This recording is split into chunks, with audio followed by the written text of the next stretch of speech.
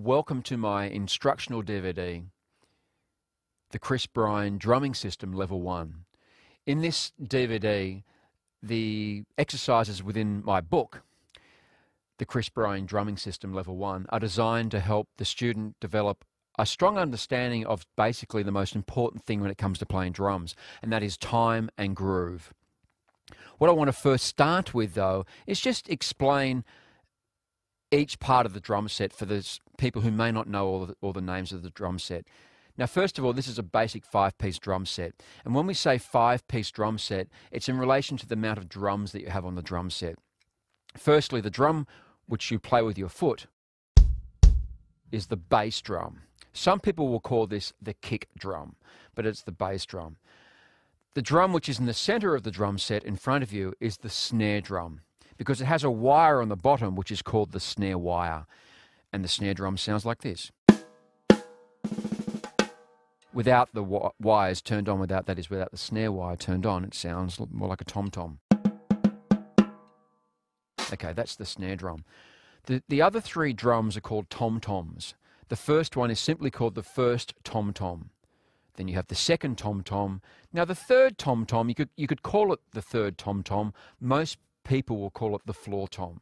You'll hear people saying tom 1, tom 2, floor 1, or tom 1, tom 2, tom 3, rack 1, rack 2, rack 3, whatever. Main thing that what they are, they're called tom-toms. Then we have various cymbals on the drum set.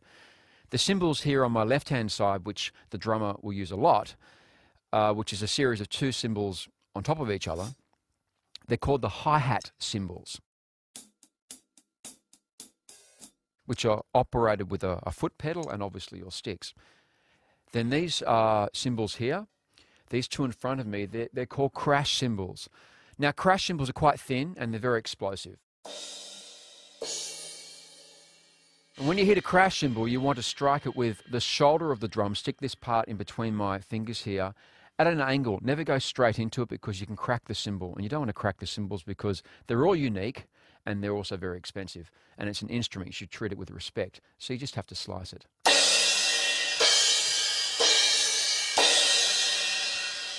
They're crash cymbals. It actually says on it, crash. You'll see on the new cymbals, you'll see the name of each cymbal on it. The little tiny crash cymbals, these are called splash cymbals. You need to be gentle with these. They're bright, but they're not all that loud.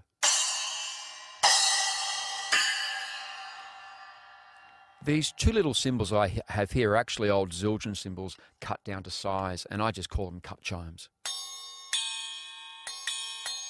It's pretty little sounds. The cymbal over here is called the ride cymbal, R-I-D-E.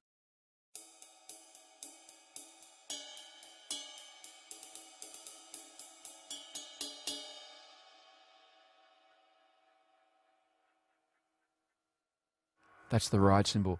And this interesting shaped cymbal is called the China cymbal.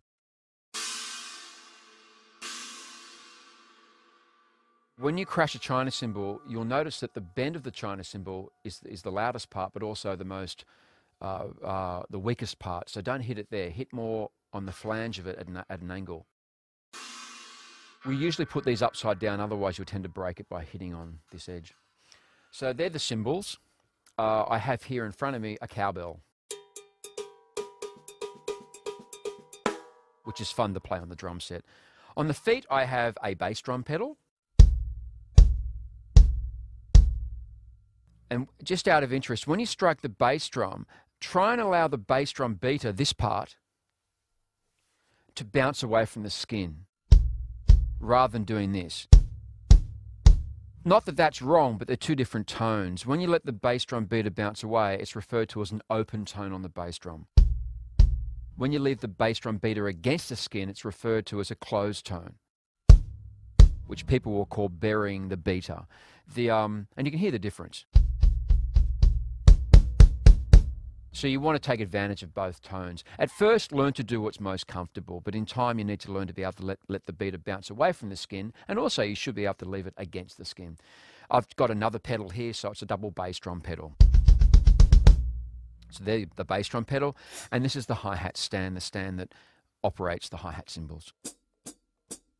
I tend to play heel up most of the time, and you can play heel down, heel up, flat, sort of. There's also sorts of techniques, and they're things which can develop as you develop as a player. Anyway, so that's the basic setup of the drum set, and of course we have the drumsticks. I use Vic Firth drumsticks, and I like to use the 5A Extreme nylon tip drumsticks. So let's get started with playing some drums. Thank you.